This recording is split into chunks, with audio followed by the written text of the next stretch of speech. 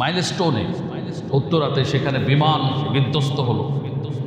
এটার পেছনেও বিশেষজ্ঞরা বলেছেন যে এখানে ঘুষ দুর্নীতি জড়িত। কি জড়িত? ঘুষ দুর্নীতি। এর কারণ হলো যে সকল বিমানগুলো চায়না থেকে আনা হয়েছে প্রশিক্ষণের জন্য, এখানে সবগুলো পত্রিকার প্রতিবেদন, আমরা বানিয়ে কিছু বলছি না। সেখানে একাধিক পত্রিকা দাবি করেছে, তারা প্রতিবেদন করেছে 2013 সালেই এগুলো বাজেয়াপ্ত করেছে চীন। সেই বিমান দিয়ে বাংলাদেশের স্কোয়াড্রন লিডারদেরকে প্রশিক্ষণ দেওয়ানো হচ্ছে, বিমান বাহিনীকে। এটা তাহলে বৈধ নাকি অবৈধ? অবৈধ। নিশ্চিত মৃত্যুর মুখে ঠেলে দেওয়া হয়েছে শুধু স্কোয়াড্রন লিডার তৌকিরকে নয়, বরং সাথে সাথে আজকে আমাদের চিফ অ্যাডভাইজারের যে পেজ আছে, অফিসিয়াল পেজ, আমি সকালে দেখেছি, সেখানে তাদের প্রতিবেদনে উল্লেখ করেছে সরকারিভাবে এ পর্যন্ত 31 জন নিহত দেখিয়েছেন। আল্লাহ তাদেরকে শাহাদাতের মর্যাদা দেন, আমিন। বাংলাদেশে এর আগেও 2010 সাল থেকে শুরু হয়েছে, কিছু প্রতিবেদন করেছে। এখানে বলা হয়েছে যে বেশ কিছু বিমান বিধ্বংস হয়েছে, শুধু এবারই নয়, এর আগেও, এই গত কিছুদিন আগেও অসীম জাওয়াদ নামে একজন চট্টগ্রামে তিনি নিহত হয়েছেন, বিমান বিধ্বস্ত হয়েছে। চলতি বছরের 13 মার্চ যশোরে 120 টিপি বিমান জরুরি অবতরণকালে দুর্ঘটনার শিকার হয়েছে। 2024 সালের 9 মে চট্টগ্রামে ইয়াক 130 প্রশিক্ষণ যুদ্ধ বিমান যান্ত্রিক ত্রুটির কারণে ভেঙে পড়ে এবং কো পাইলট স্কোয়াড্রন লিডার অসীম জাওয়াদ সেখানে মারা গেছেন।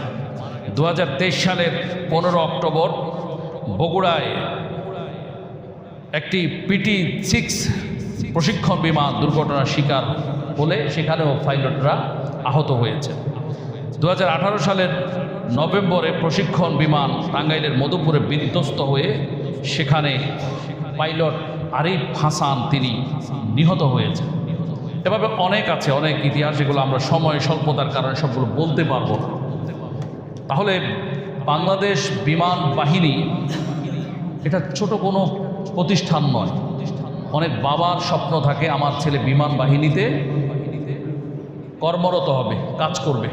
সেটা অনেক স্বপ্ন অনেক বাবার, এবং এলিট শ্রেণী যারা আছে তাদের স্বপ্ন।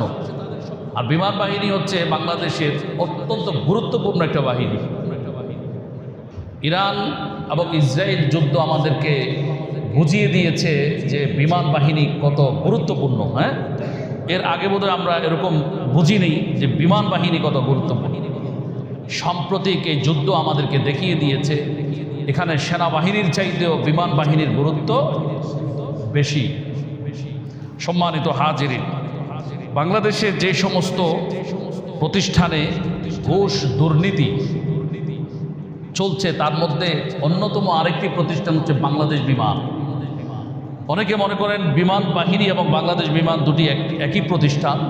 না, বিমান বাহিনী একটা আলাদা বিষয়, সেটা হচ্ছে বিমান এয়ারফোর্স, এটা সামরিক বাহিনীর একটা অংশ।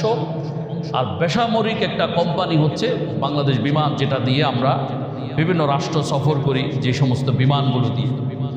ওই বিমানটিতেও দুর্নীতি আছে না নাই? আমি কাতার গিয়েছিলাম, সেখানে আমি দেখেছি যে যাওয়ার ভাড়া বেশি, আসার ভাড়া কম। মানে হচ্ছে আপনি যাচ্ছেন কেন বিদেশে, আপনি দেন বেশি দেন, আসতে কাতার এয়ারওয়েজ অথবা সেখানকার যে অথরিটি তাদের ভাড়া কম, আমাদের বাংলাদেশ বিমানের ভাড়া বেশি। এভাবে আপনি সারা ওয়ার্ল্ডে যখন যাবেন বাংলাদেশ বিমান আপনার থেকে গলা কাটা দাম নিয়ে নিচ্ছে। তাদেরকে দেখে দেখে অন্যান্য বিমানও এখন চওড়া মূল্য ধরিয়ে দিচ্ছে। আমরা আমাদের একটা হজ এজেন্সি আছে আমাদের সংস্থার, এটা হচ্ছে সেবামূলক হজ এজেন্সি। অন্য অন্য জায়গায় আপনি যত দাম দিয়ে যাবেন এর চাইতে কম দিয়ে দাম দিয়ে আমাদের হজ এজেন্সি থেকে আপনি যেতে পারবেন।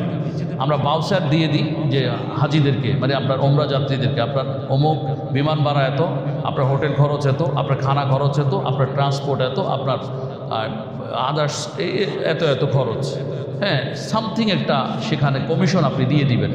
কিন্তু আমরা দেখেছি গতকালকে বাংলাদেশ বিমানের যে ভাড়া 97,000, সিন্ডিকেট ঢুকে গেছে। মানে বিমানের টিকিটগুলো আগেই তারা কন্ট্যাক্ট করে নিয়ে নেয় বিমান থেকে, ব্ল্যাকইভাবে কন্ট্যাক্ট করে নিয়ে নেয়। এখন এবার সে আস্তে আস্তে করে এগুলো বিক্রি করবে। তো এই বাংলাদেশ বিমানেও দুর্নীতির শেষ নাই।